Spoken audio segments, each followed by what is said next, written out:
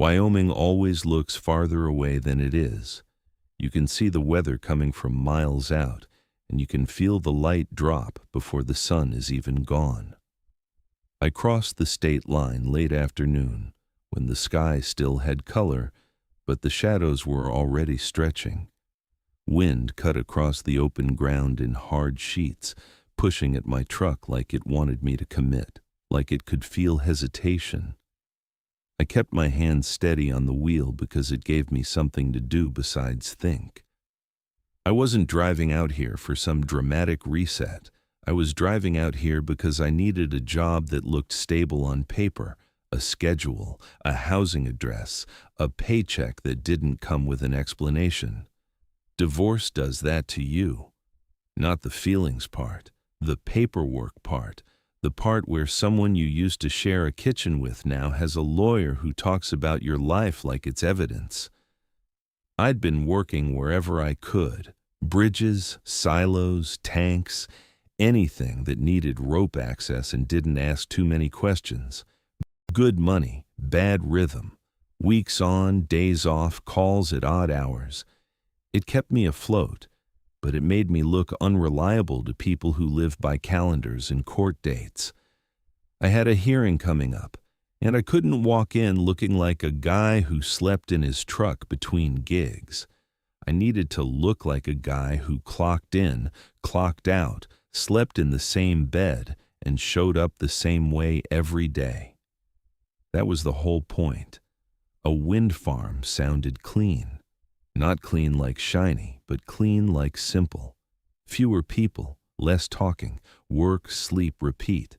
No warehouse floor, no forklifts, no crowded break rooms where everybody knows everybody's business. Just towers, tools, and cold air. The first turbines showed up on the horizon like white pins stuck into a huge gray-blue board. Even spacing, even height, blades sweeping slow enough that you could almost pretend they weren't moving. The sky out there felt too big to belong to one person's life, which was exactly what I wanted.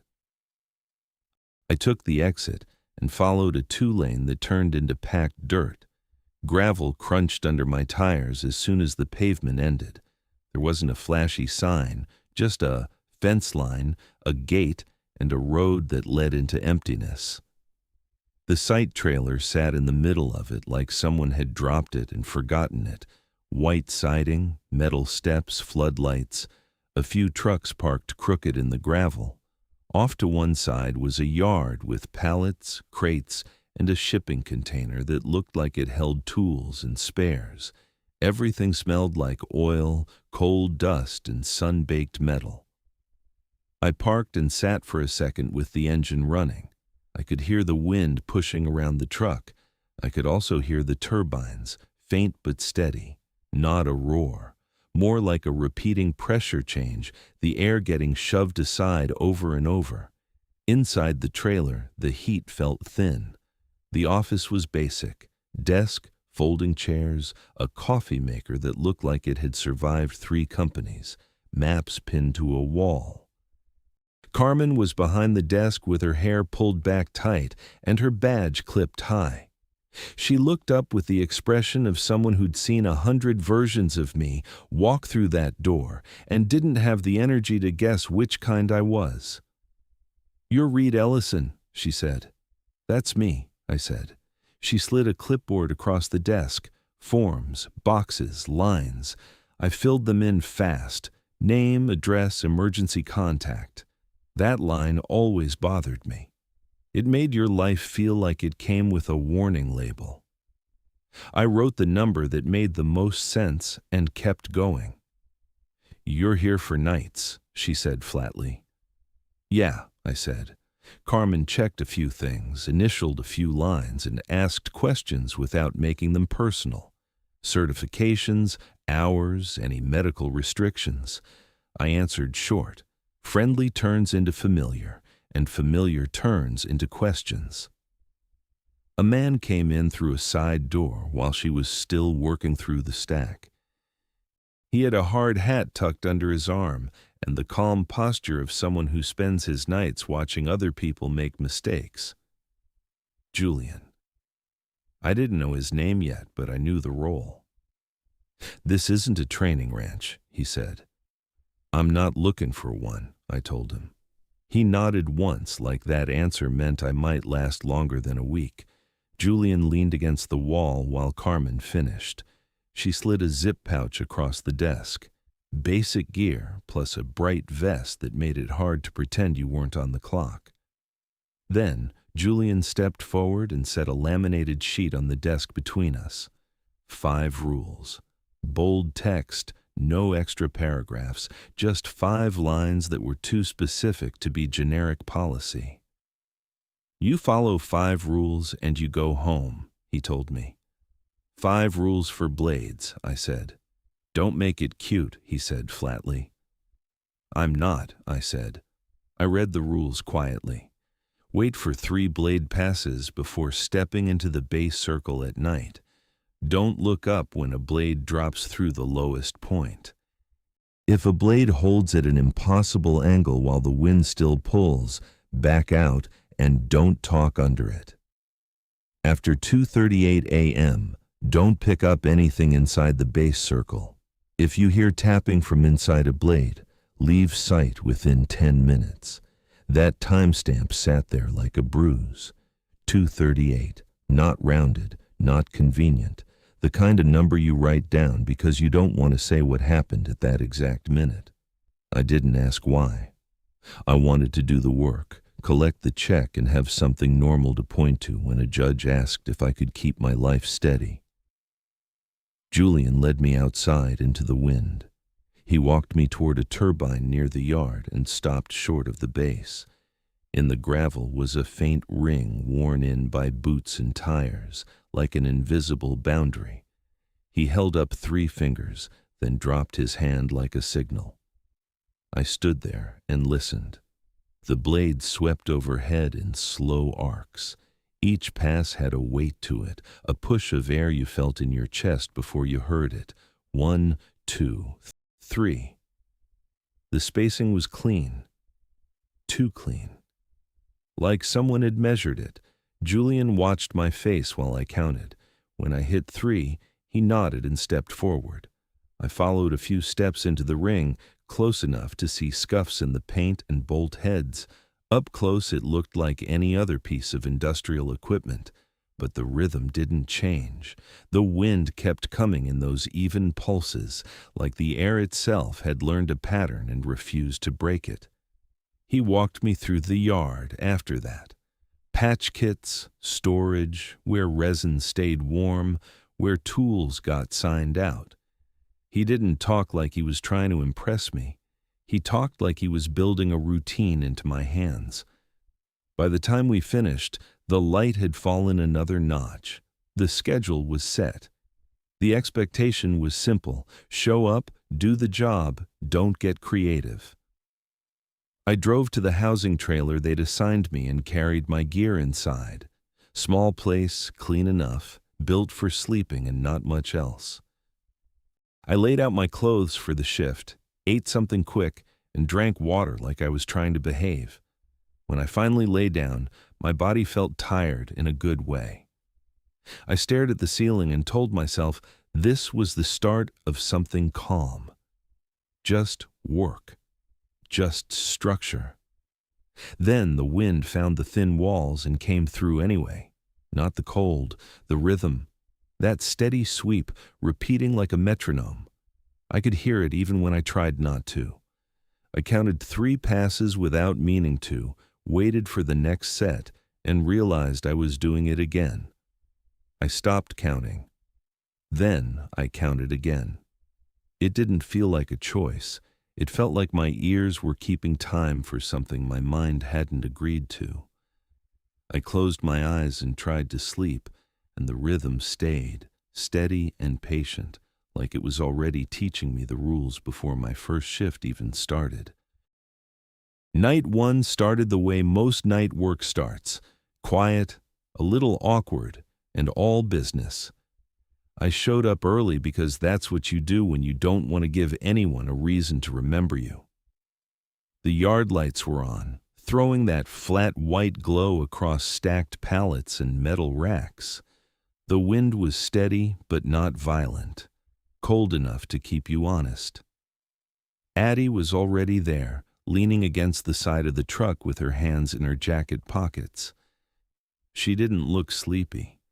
She looked like she'd been awake for hours and had stopped keeping track of when that became normal. Hard hat on, harness hanging from one shoulder, hair tucked up and out of the way.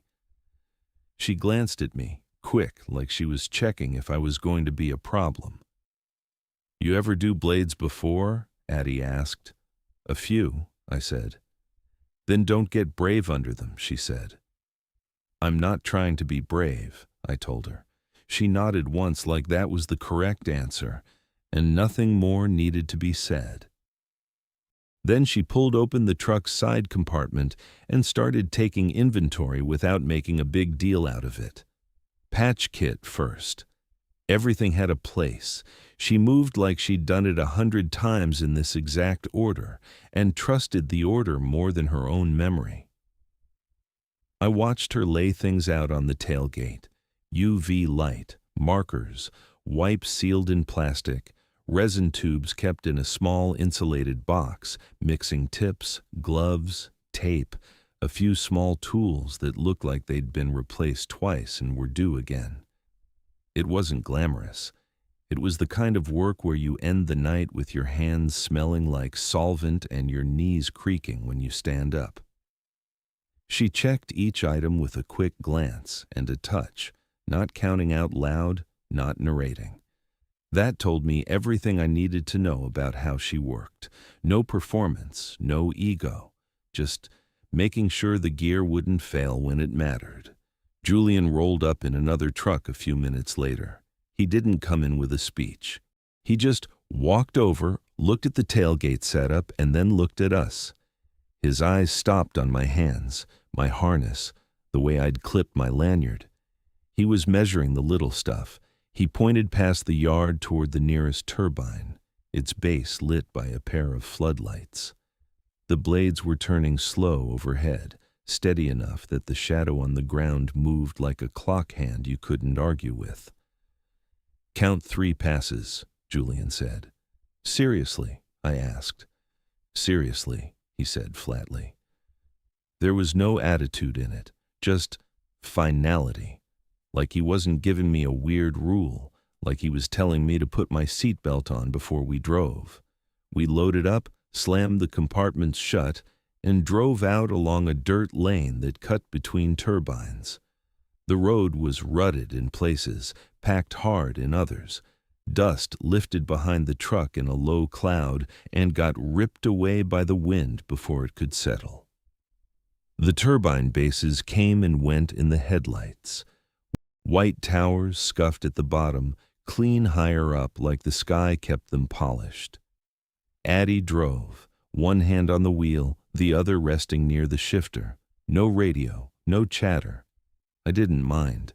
I'd had coworkers who filled silence because they couldn't stand being alone with themselves. Addie wasn't like that. She treated the quiet like it was part of the job.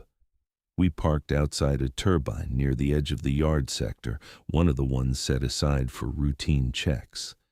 The base circle was visible in the gravel, worn down, crushed, marked by boots and tires and repetition.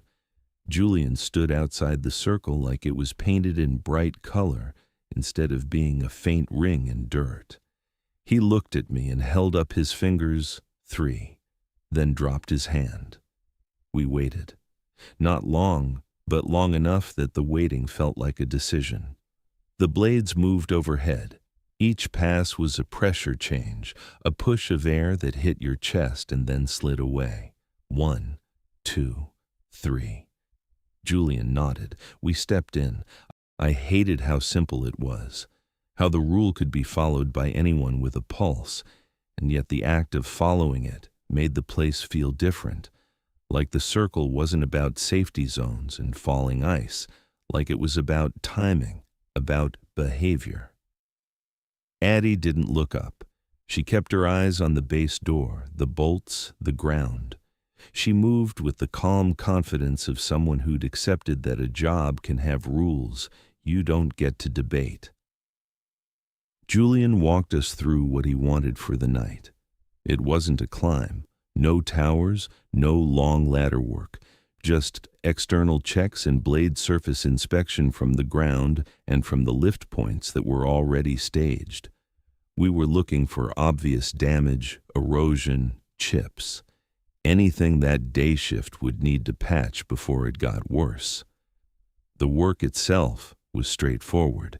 Addie held the UV light while I scanned the leading edge, moving slow, letting the beam catch what normal light didn't. Tiny imperfections showed up like little bruises. Hairline cracks that weren't dramatic, but mattered because they were the start of something.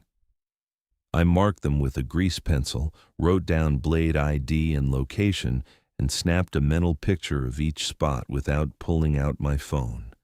I didn't need a camera. I needed the notes to be clean. It was the kind of job where you can get into a rhythm if you let yourself. Check, mark, note, move.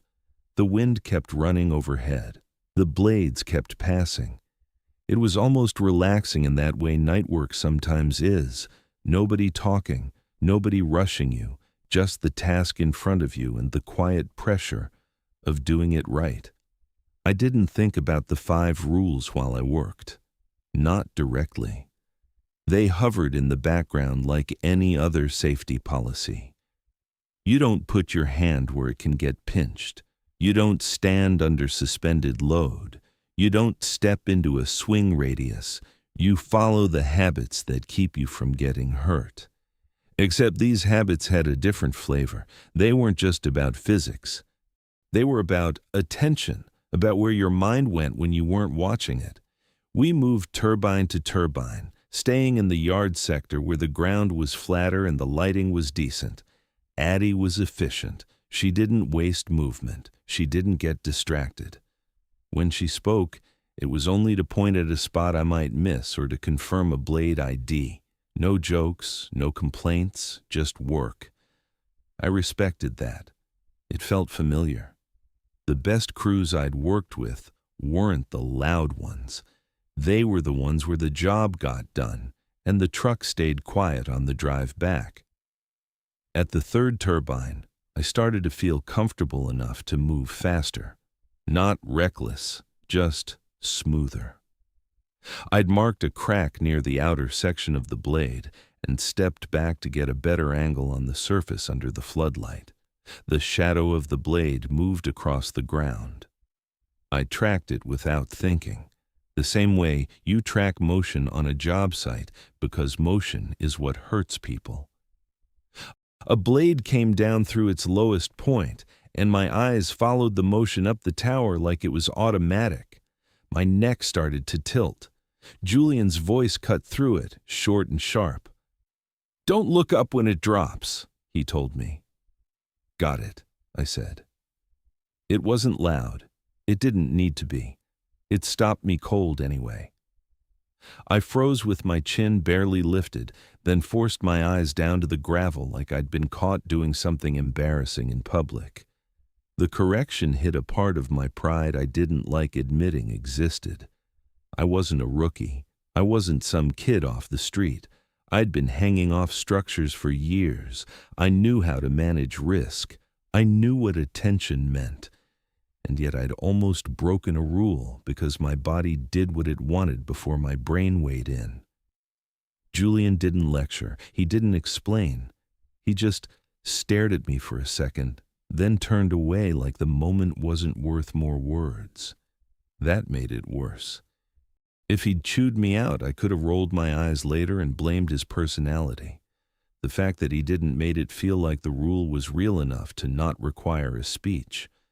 Addie didn't say anything. She didn't smirk. She didn't look at me like I was dumb. She just kept the UV beam steady and let me get back to work. I did. I focused harder after that. I kept my gaze on the blade surface, the ground, the notes. I made myself stop tracking motion upward. It felt unnatural, like telling yourself not to flinch. but I did it. The rest of the shift went smooth. We found 3 blades that needed patching. Nothing severe, but enough to log. A couple spots where the leading edge erosion looked like it was creeping faster than it should. Addie tagged those with a different color marker, and I wrote a note for day shift to double check. Julian watched us work without hovering. He stayed close enough to correct, far enough to let us do the job.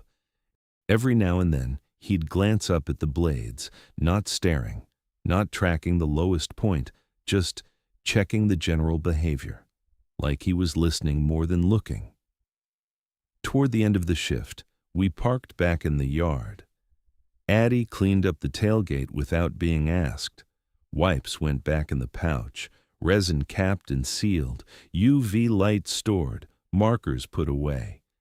She moved like a person who'd learned the hard lesson that messy gear turns into mistakes. I wrote the final notes in the log sheet they kept in the truck, blade IDs, crack locations, recommended patch priority, simple, clean information. Julian looked over the sheet, nodded once, and handed it back. That was his version of praise. It was enough. We drove back to housing without talking much. The yard lights faded behind us. The turbines kept turning, their shadows sliding across the ground in long, steady sweeps. I kept my eyes forward. I kept my chin down. I didn't test the rule again. Inside my trailer, the warmth hit my face and made me realize how cold my hands had gotten. I washed up, ate something quick, and lay down. My muscles were tired in a clean way, the kind of tired you earn. I should have slept fast. Instead, I lay there and listened. At first it was just wind, the normal kind that slips around corners and finds seams. Then the pattern showed up again.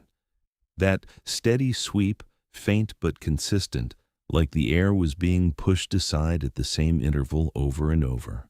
I tried to ignore it. I told myself it was nothing. A wind farm has wind. Of course you hear it. Of course it repeats. That's what rotating blades do. But the repetition felt too crisp. The space between each pass felt measured. My brain started counting without permission. 1, 2, 3. Then it waited, like it expected something, and started again. I rolled onto my side and shoved a pillow over one ear. It didn't help. The sound wasn't loud enough to block. It was the kind of sound your mind latches onto because it's simple and steady, the way you can't stop hearing a dripping faucet once you notice it. I thought about the way Julian had snapped that rule at me like it was a reflex. Don't look up when it drops, like it mattered more than pride, like it mattered more than comfort. I lay in the dark and tried to force my mind onto something else. Court dates, paperwork, a schedule I could show a judge, a housing address that looked stable.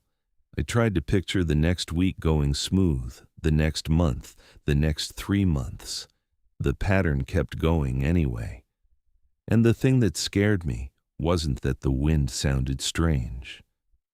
The thing that scared me was how fast my body had started obeying it, how my ears kept the rhythm even when I didn't want them to, how easily a place could teach you a habit, and how hard it was to take it back once it settled in. I closed my eyes and waited for sleep to win. The sweep rhythm stayed patient, steady, and clean, like it didn't care whether I believed in it or not. Night 2 felt busier the second I stepped outside. The wind had teeth in it now, not just cold, but force. It pressed against the trucks in the lot and tugged at loose straps like it had opinions. The turbines were turning steady, and the floodlights made their shadows sweep across the gravel in long strokes, like a giant clock hand that did not care what time you wanted it to be. Addie was already in the yard when I got there. Hard hat on, harness ready, hands in her jacket pockets until it was time to work. She did not look at the sky. She looked at the gear. She pulled the tailgate down and laid out what we needed with quiet precision. The kit was already laid out. The same basics, the same routine, the same quiet confidence in doing it the right way when the weather didn't care. Julian showed up a few minutes later and didn't waste time. He nodded toward a turbine near the yard and waited for us to move. We drove out and parked with the tower filling the windshield. The blades moved overhead in slow arcs. The air hit in steady pulses, regular enough that my brain wanted to start counting before anyone told it to. Julian stood at the edge of the base circle and held up 3 fingers. "Count 3 passes," Julian said. "Seriously?" I asked. "Seriously," he said flatly. We waited. 1 pass, 2, 3. Then he nodded and we stepped into the circle together. The work plan was simple. A quick temporary patch on a small chip that day shift had flagged. Then, a sweep of leading edges on the next row. No screens, no remote diagnostics, just inspection and notes, the kind you hand off without turning it into a story. The chip was low on the blade, not far above head height. I cleaned the area, wiped it down, and set tape around it. Addie angled the UV beam along the edge, and the damage showed up as a dull mark against smoother surface. She worked like she had done this in bad weather and worse. No wasted motion. When I reached for something, it was there. That is what made the small sound stand out. A sharp clink, metal on gravel. A socket had slipped from the kit and rolled inside the circle, stopping near the tower where the gravel was crushed flatter by boots. It was not far. Addie started toward it without thinking. My watch felt heavy on my wrist. I checked it anyway. "What time is it?" I asked. "Why?" Addie asked. "Just tell me," I said. 2:37, she said. I stared at the socket. I stared at her hand reaching. "Don't," I said. "It's right there," she said. "Leave it," I told her. She froze with her fingers hovering over the gravel. Her jaw tightened. "Reed, it's a socket," she muttered. "Leave it," I repeated. The wind pushed harder against the tower and another blade pass came through. My brain wanted to count even while I was trying to keep my eyes down. Addie straightened slowly. She backed up a half step and set the kit down like she could come back for it later. I finished mixing the resin. I applied it cleanly, smoothed it, and taped it down to hold. The steps were familiar enough that my hands could have done them on their own. Then the minute arrived anyway. 2:38. No alarms, no flicker. There was only a gust that hit the tower at the right angle and made the air inside the circle feel tighter, like the space had shrunk. Addie moved. She bent down fast, grabbed the socket, and stood. She stood half a beat slower than she should have. It was not a stumble.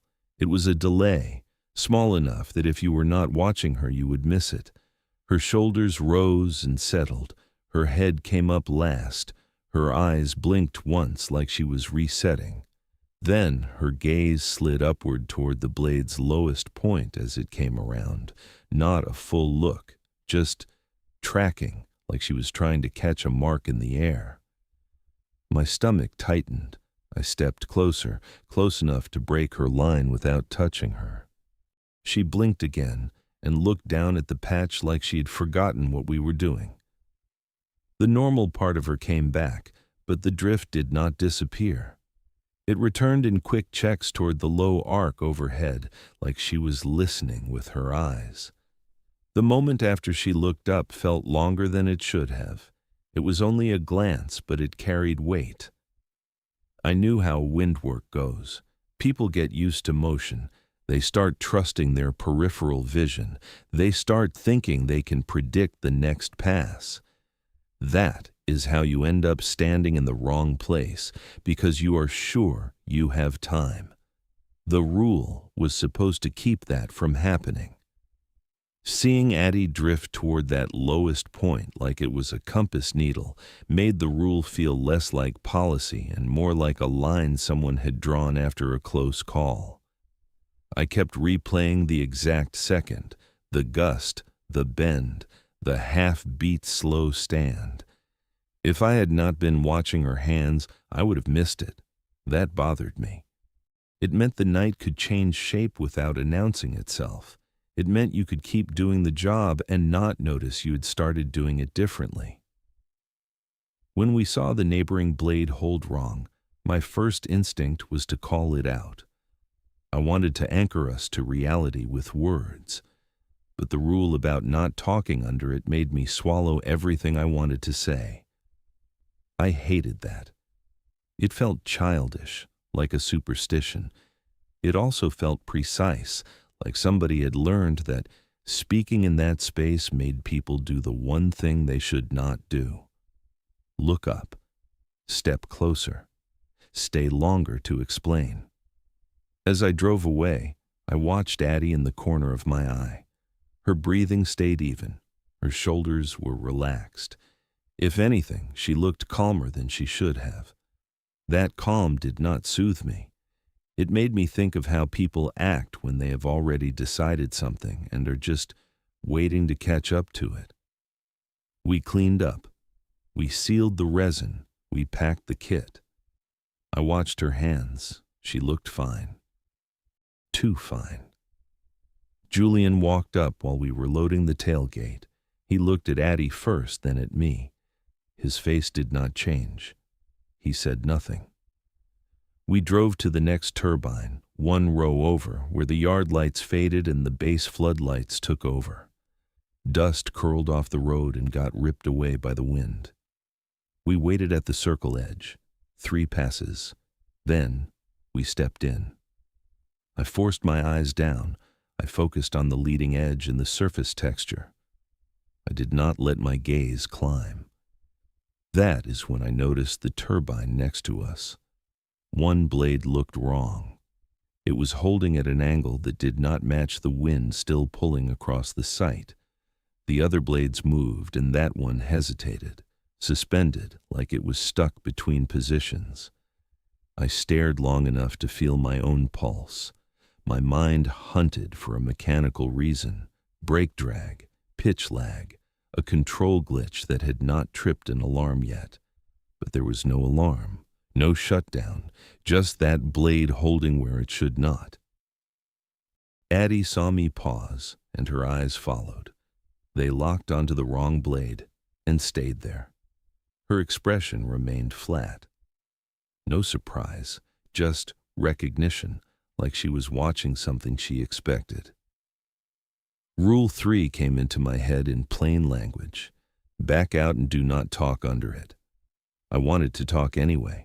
I wanted to call Julian right then and force someone else to name it, but the rule did not say call. It said leave first.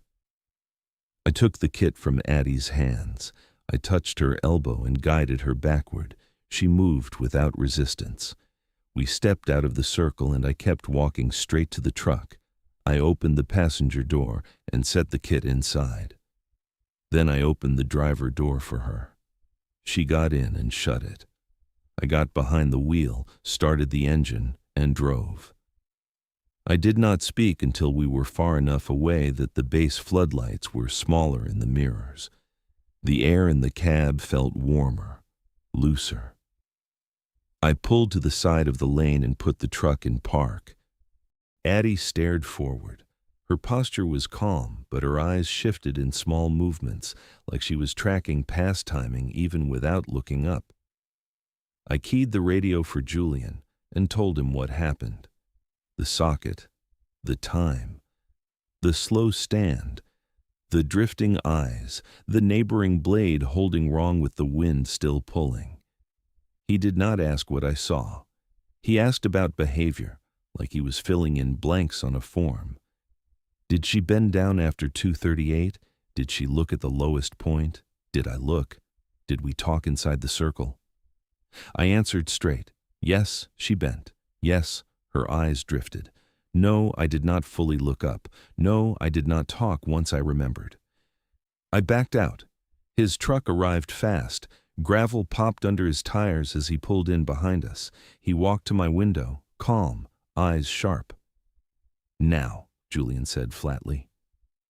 I got out. He nodded toward a spot farther from the turbines, closer to the yard lights. I walked. He followed. When we were clear enough that the towers felt like background instead of presence, he stopped. "You talk after you're clear," he told me. I nodded. My throat felt dry. Julian walked back to Addie's door and looked at her through the window. She met his eyes. She looked normal, like she could pass any checklist if the checklist did not include timing. Julian did not argue. He said we were working the rest of the shift at a distance, slower, less efficient. He did not care. Addie did what she was told. She handed me tools. She held the light. She wrote down blade IDs. She did not complain, but her eyes kept sliding in quick checks toward where the lowest point would have been if we were close enough. When we finally drove back toward housing, the wind eased. The turbine still turned, but the pressure in the air felt softer. In the cab, Addie sat with her hands in her lap. The heater made the air dry and warm. Dash lights threw a weak glow across her knuckles. Her right hand rested on her thigh. One finger tapped once, lightly, like a habit she did not know she had started. I saw it. I kept my eyes on the road. I did not say her name. I did not want to give it more shape. Back in my trailer, I tried to sleep. Outside, the wind was calmer. The sound of blades should have faded. It did not. The sweep rhythm was still there, faint and steady, and my mind kept trying to count it. I lay in the dark and felt 238 sit in my head like a time you do not forget once it matters. I told myself it was fatigue and cold and night work. The fear that stayed was simple and physical. My body was learning the rules faster than my brain could decide whether it believed in them. Night 3 started with the same wind and the same lights, but it did not feel the same. The yard was lit up like a work zone on a highway, bright enough to flatten everything into pale color and hard edges. The towers beyond the yard sat in darkness, except where floodlights caught their bases. The blades kept turning above them, steady and slow, and the shadows still swept across the ground in long strokes. I told myself the difference was in me. That was the easiest explanation. Addie showed up on time. She was geared up. She had her hard hat on, her harness ready, and she walked like she had slept. If you looked at her from a distance, nothing was wrong. Up close, there were small delays. When I looked at her and waited for her eyes to meet mine, it took a beat longer.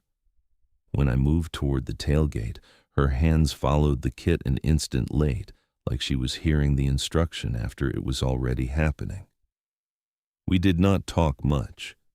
We did not need to. The job did not ask for conversation. It asked for attention. Julian arrived with a clipboard and a calm face. He looked at the patch kit like it was a living thing that could betray us. He watched my hands as I checked straps, watched Addie's hands as she checked tools. He did not give a speech. He pointed at a list and made a small mark. Then he gestured toward the truck. We drove out into the sector with the heater low and the windows up. The wind shoved at the truck anyway. It made the cab creak slightly, like the frame was reminding us it was not built for comfort. The turbines passed by in the headlights, white bases appearing and disappearing, each one the same from the road, each one a little different when you got close. Dirt and dust, scrapes in the paint, a faint ring in the gravel where boots had worn it down. Julian had us working farther out from the circles whenever he could. We did surface checks where distance allowed, We stayed on the edge and used the light to find what we could without stepping in. It made the work slower, and it felt ridiculous in a way that made my pride itch. But I did not argue. I had learned that the worst kind of rule is the one you only understand after you break it. Even when we stayed out, my brain counted passes. It happened without my permission. 3 sweeps, then another 3. The rhythm got into my breathing. It got into the way I shifted my weight while I stood at the edge. I hated it. I kept trying to stop. Every time I stopped, it started again. We eventually had to step into a circle. There was no way around it. A leading edge spot had been flagged, and it was low enough that it needed hands on it, not just a light and a guess. Julian watched us approach like a referee, his eyes moving between the base ring and our faces. We waited at the edge. 3 passes. Then we stepped in. I kept my eyes down. I kept them on the blade surface and on my own boots. I focused on the work.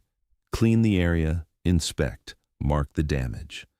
I told myself the rules were a method, not a mystery, a way to keep attention where it belonged.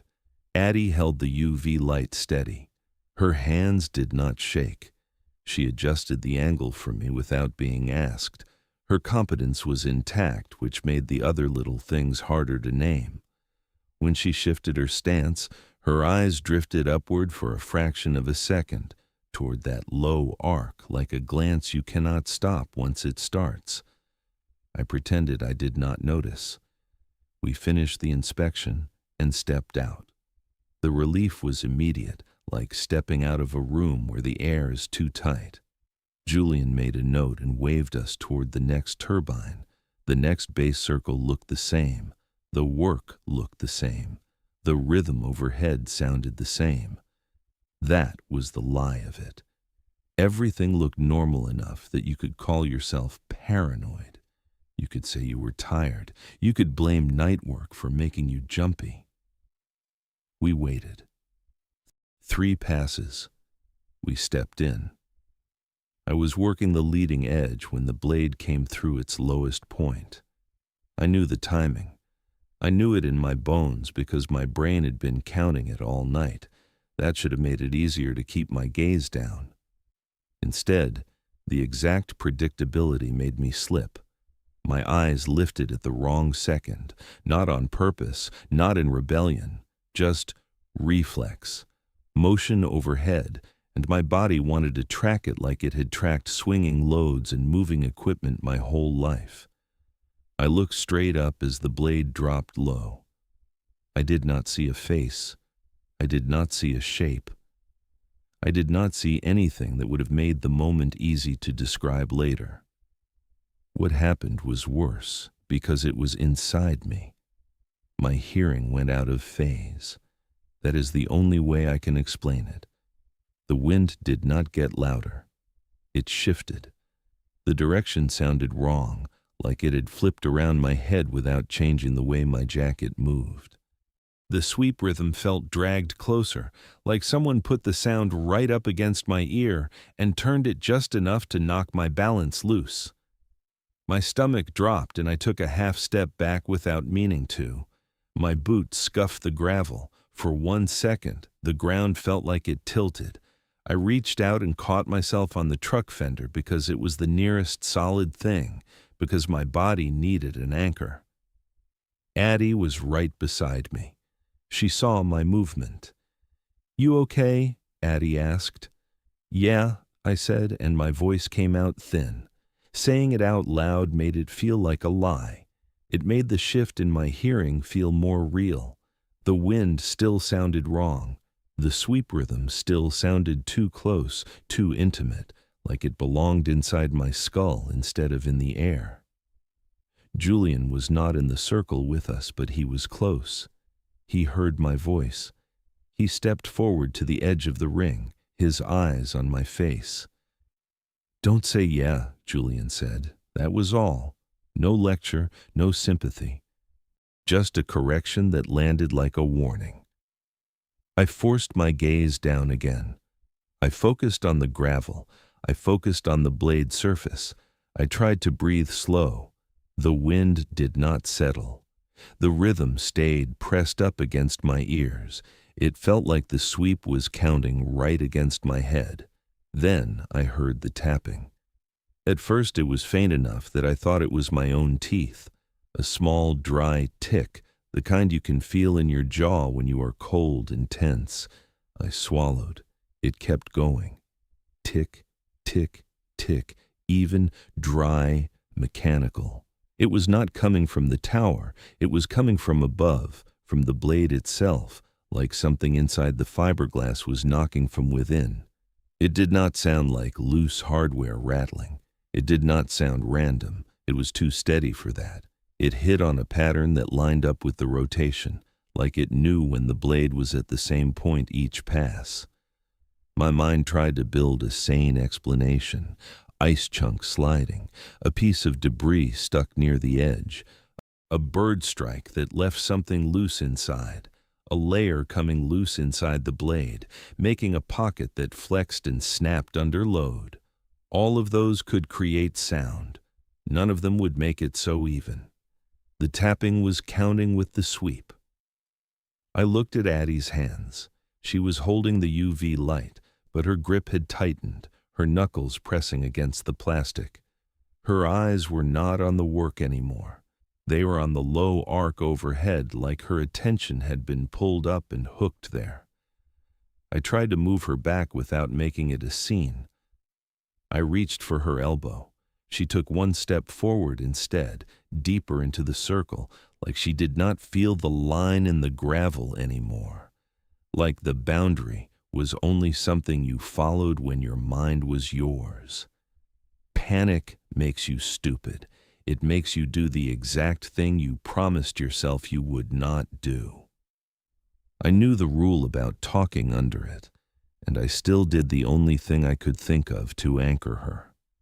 I said her name, not loud, not dramatic, just her name, like it would pull her back into the cab of the truck, into the work, into the world where we were two people doing a job.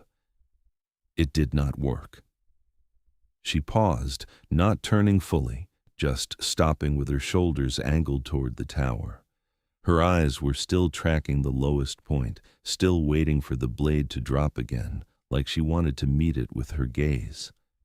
The tapping kept going, dry and even. I felt the hearing shift again, like the wind was sliding around my head in a way my inner ear could not settle on. My balance wobbled. I tightened my grip on the fender.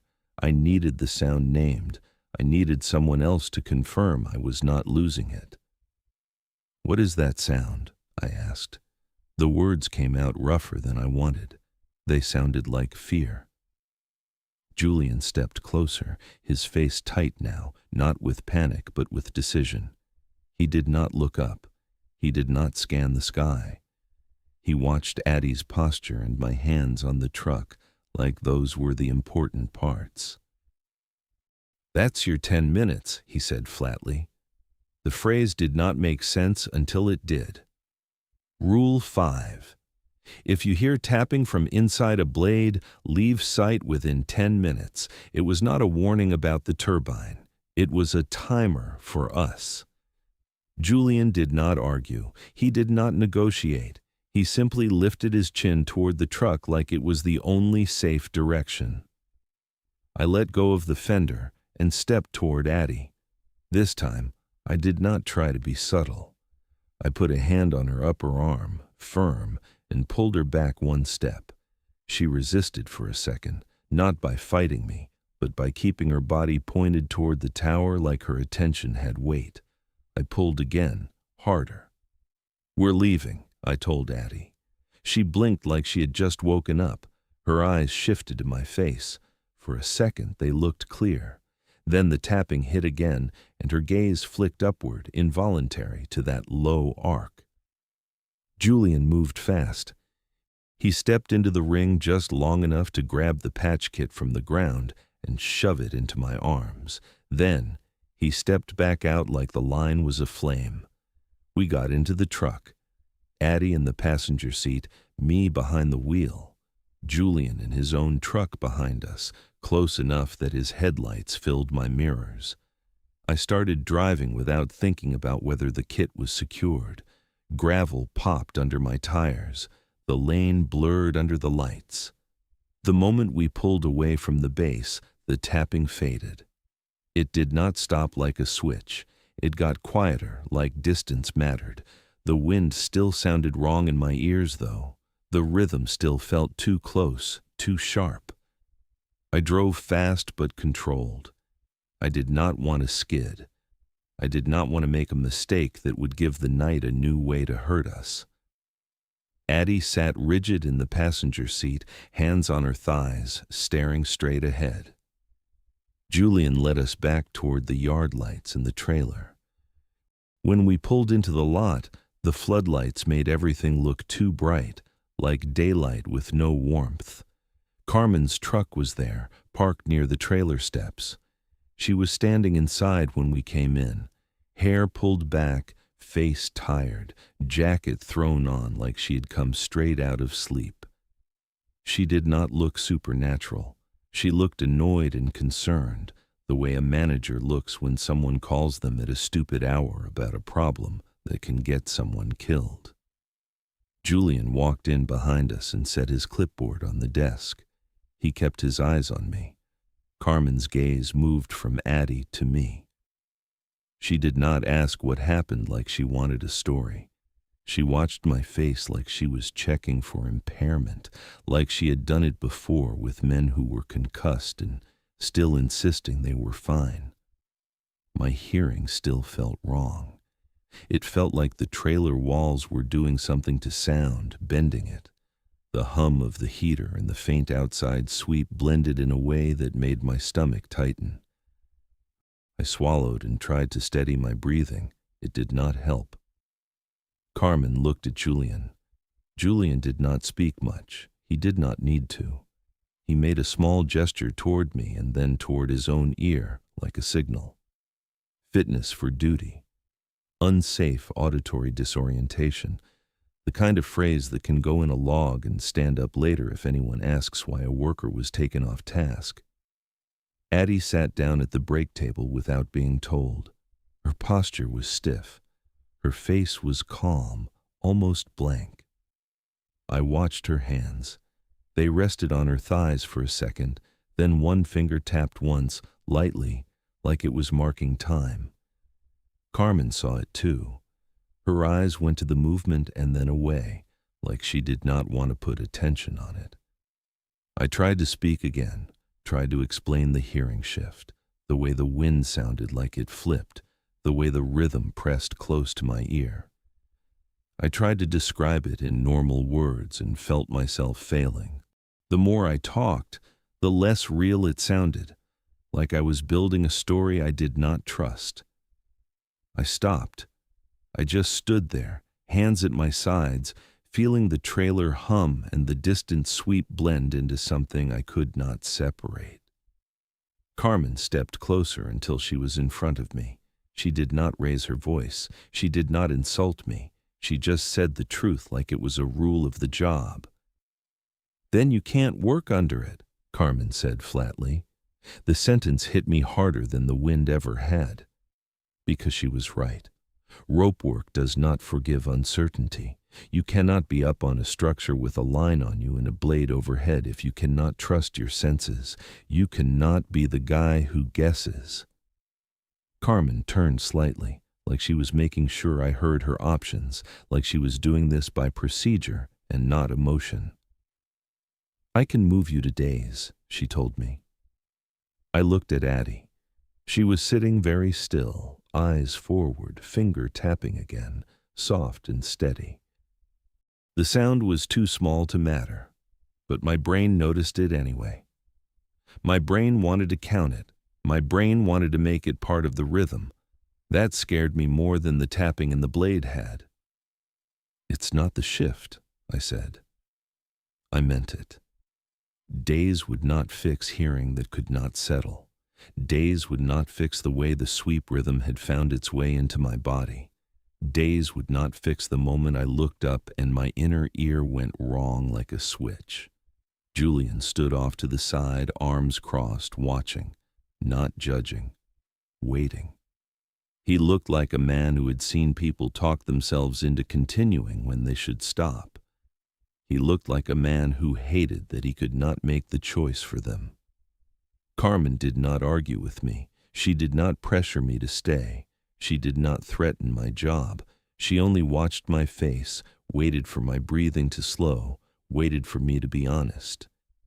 In my head, I replayed the second I looked up, the wind flipping in my ears, the way my balance went soft, the way the tapping lined up with the sweep like it was keeping time.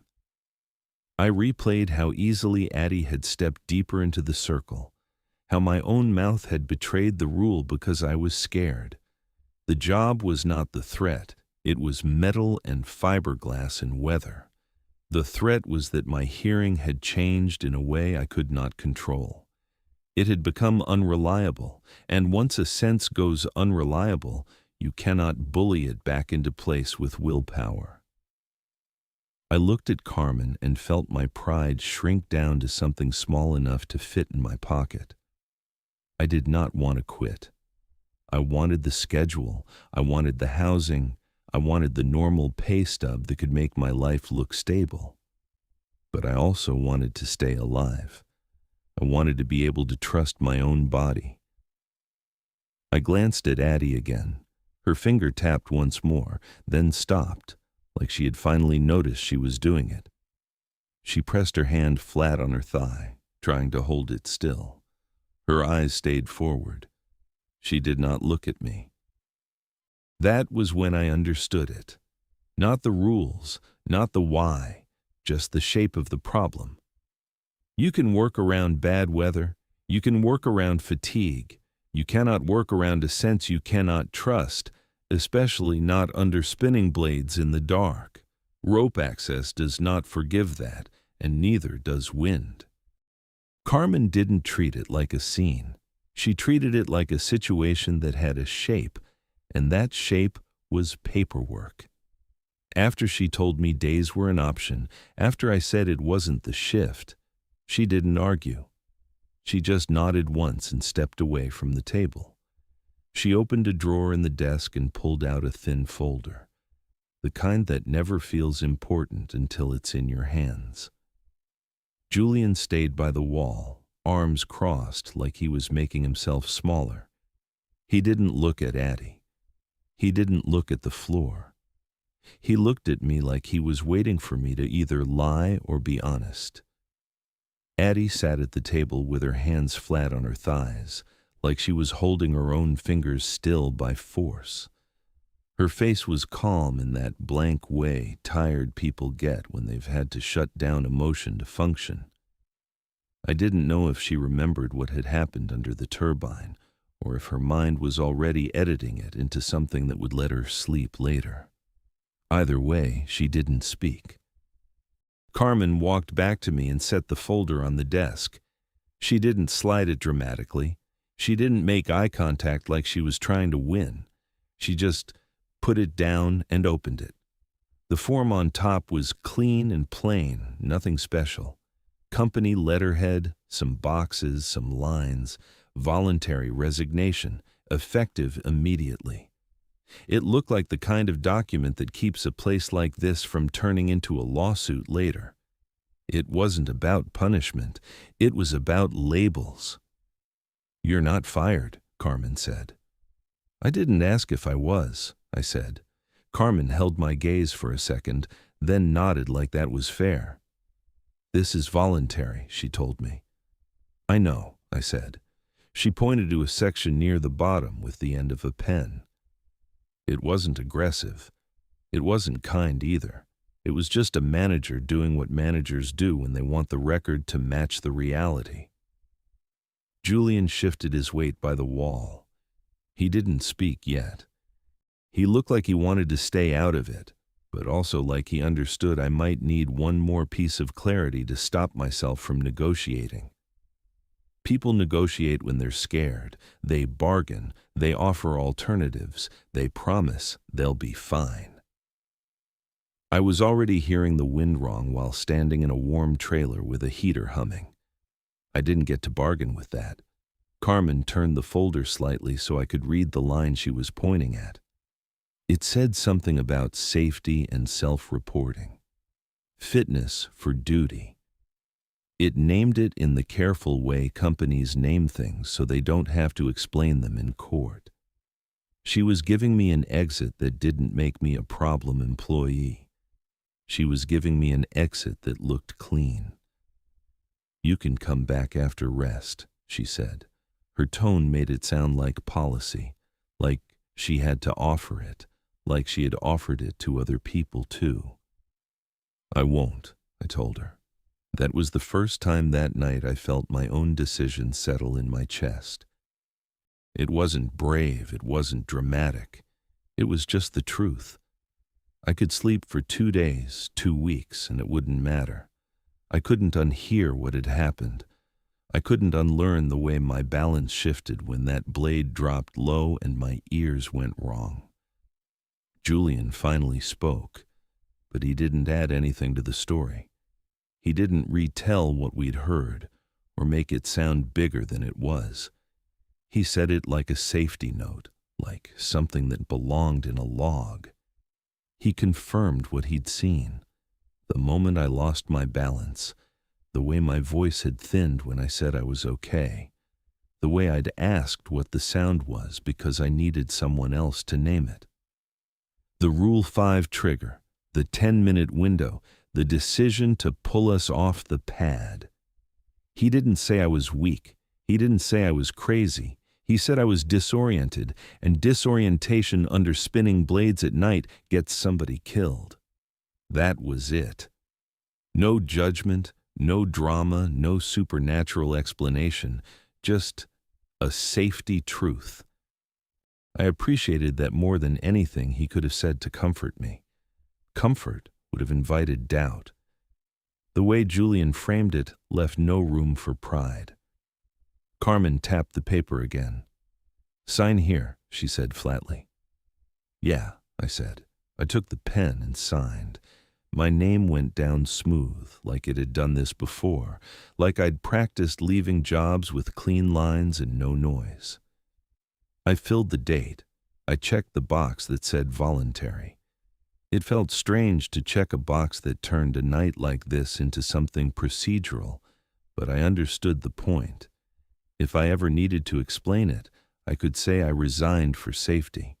I could say I wasn't terminated. I could say I made the choice. In a courtroom, choices matter. Carmen took the folder back, slid the paper into it, and closed it. She didn't smile. She didn't pat my shoulder. She didn't tell me I did the right thing. She just filed the moment away like she'd file any other incident that could have ended worse. She pointed toward my housing trailer with a small motion of her hand, like she didn't want to make it look like an order. "Get your things, turn in the gear, leave the keys in the drop box." That was the shape of it. A clean exit. I looked at Addie once before I moved. Her eyes were forward, unfocused. Her hands were still flat on her thighs. Her finger did not tap anymore, but the tension in her hand told me she was fighting the urge, like her body wanted to keep time and she was forcing it not to. I didn't say goodbye. Not because I didn't care, because I didn't trust myself to speak without turning it into something bigger. I didn't trust the trailer hum and the faint outside sweep not to twist my words into an echo in my head. I didn't trust my own hearing to give me the right tone. So I walked out. The cold hit my face like a slap. The wind was still there, still pushing across the lot. The turbines were still turning out in the dark, their red aircraft lights blinking slow above the towers. The sound of the sweep was faint here, more felt than heard, and my body still wanted to line itself up with it. My shoulders tightened as if I needed to brace for something. I drove to my housing trailer and went inside. I didn't pack like I was moving out of a home. I packed like I was leaving a job site. Minimal. Boots, gloves, jacket, the folder of personal papers I always kept in my bag, charger, toothbrush. I left things that didn't matter. I didn't stand there debating which shirt to take. I didn't want to give myself time to second guess. I carried the gear back to the trailer office in one trip. The parking lot gravel crunched under my boots, loud in the quiet. The office light was on, bright and flat. Carmen was still inside, writing something at the desk. Julian was gone. Addie was nowhere in sight. Maybe they'd walked her to the bunk trailer. Maybe she'd sat in the break room until her hands stopped wanting to tap. I didn't ask. I set the issued kit on the counter. Harness, lanyard, hard hat, vest. I laid it out the way Addie had laid out tools earlier, neat and aligned, because order is the closest thing you can do to calm when you don't trust your senses. Carmen looked up long enough to see I'd returned everything. She nodded once. That was all. I dropped the truck keys into the metal drop box by the door. The clink was sharp and final. Then I walked out again. I got into my own truck and sat there with both hands on the steering wheel. I didn't start the engine right away. I listened, which was the last thing I should have done. The wind pressed around the cab. The turbines made their steady sweep out in the distance. The trailer lights hummed. Everything had a rhythm if you let your mind find it. My mind found it immediately. That was the point. That was why I was leaving.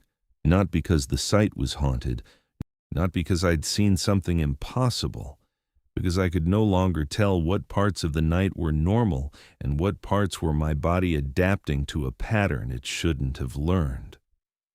If I stayed, I would start making mistakes. I would misjudge a pass. I would step when I shouldn't. I would follow a sound like it meant something. Rope work doesn't forgive that. Wind doesn't forgive that. The desert doesn't forgive that. You don't get a warning shot. I started the engine and pulled out of the lot slowly. I didn't look back at the trailer. I didn't look back at the turbines. I kept my eyes on the dirt road until it met pavement, and then I kept driving. There was no dramatic last glance, no symbolic gesture, no moment where someone ran after me with a shout, just the empty road and the wind pushing at my truck like it always had. And that was enough. I drove until the site lights were gone, and the towers were nothing but darker shapes against darker sky. The road out of Juniper Ridge didn't have a dramatic turn or a gate that made you feel like you'd escape something. It was just dirt turning to pavement, then pavement stretching on. The kind of highway that makes you feel small in a way that can be comforting if you let it. I kept the heater low and the windows up. My hands stayed at 10 and 2 like I was trying to behave for someone who wasn't there. I told myself I was fine. I told myself the hearing thing would fade once I got away from the blades and the floodlights and the habit of counting. I told myself it had been a bad night, and bad nights end. I merged onto I-80 and aimed east. The wind hit the truck in clean pushes, and I tried not to listen too hard. That was the first lesson, the one I had learned too late. Listening too hard turns a normal sound into a pattern, and patterns turn into rules. Around dawn, I pulled off at a small gas station that looked like it had been built for truckers and forgotten by everyone else. One canopy, a few pumps, a convenience store that sold coffee and jerky and windshield washer fluid. The lot was half empty. The sky was pale and flat, with that early morning light that makes everything look honest. Inside, it smelled like burnt coffee and floor cleaner. The automatic door hissed as it shut behind me. I walked to the counter, nodded at the cashier, and grabbed a bottle of water from the cooler. My body felt heavy in the normal way you feel heavy after a long drive. My eyes burned a little from not sleeping. Nothing about it felt supernatural. Nothing about it felt dramatic. Then the ventilation fan kicked on. It was an overhead hum that rose, held, and dropped in a steady cycle. Not loud, not threatening. Just a machine doing what machines do. The cycle was clean, and the pause between cycles was just long enough to make the next one feel like a return. My feet stopped. I stood there in the aisle with water in my hand, staring at a rack of snacks like I'd forgotten how to read. My chest tightened and my mind did the thing it had been doing for days now, fast and automatic. 1, 2, 3. My fingers flexed around the bottle like I was gripping a tool. My shoulders lifted slightly, like I was standing at the edge of a circle in gravel. The fan cycled again. 1, 2, 3. I felt my weight shift forward, like I was about to step, like my body was waiting for permission. A man walked past me with a coffee cup and didn't even look. The cashier didn't notice. To everyone else, I was just a tired guy standing too long in an aisle. To me, it felt like my muscles had been hijacked by something simple and stupid. I forced my foot to move. I stepped forward.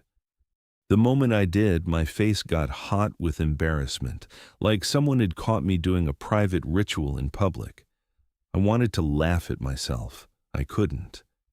I paid for the water and walked out. The automatic door hissed again. I flinched at the rhythm of it, the predictable timing, the way it sealed shut behind me like a clean line. I sat in my truck and drank half the bottle without tasting it. I stared at the pumps. I stared at the sky. I tried to focus on anything that didn't repeat. The wind pushed against the cab. A semi rolled by on the interstate with a low, steady roar. Even that roar had a cadence if you listened close enough. My brain reached for it. I pulled away before it could catch. I drove until I couldn't keep my eyes open anymore. That was the only thing that stopped the counting for a while. Fatigue. The kind that drags you down whether you want it or not. When I finally pulled into a motel lot, it was late enough that the sun had dropped and the neon had taken over. Vacancy sign glowing in the window, a row of doors facing the parking lot, curtains drawn tight behind some of them. A couple cars parked crooked like the people inside had arrived exhausted and stopped caring the second they turned the engine off. I walked into the office with my bag over my shoulder. The clerk behind the counter was young, hair pulled back, eyes tired in the bored way. A small fan sat on a shelf behind him, sweeping back and forth. Left, right, left, right. Each turn had a pause. He looked up. "Come again," the clerk said. "No," I said. "Just a room," I told him.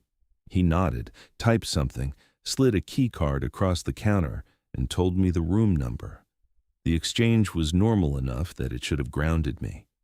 It didn't.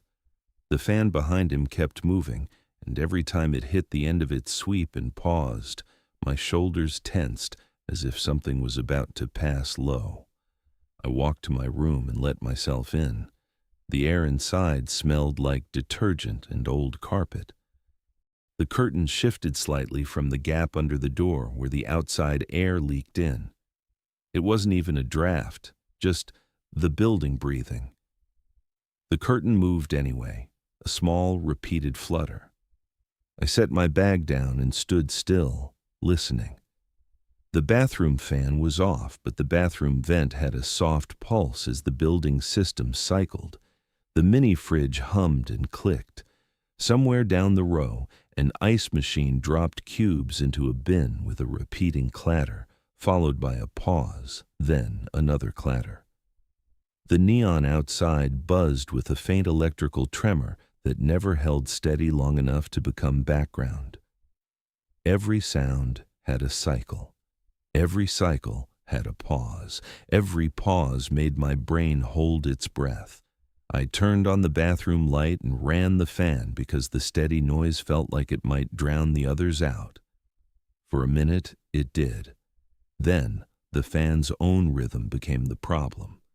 The motor rose and fell in tiny waves, the blade speed not perfectly constant, the sound shifting like the wind had shifted around my head at the turbine.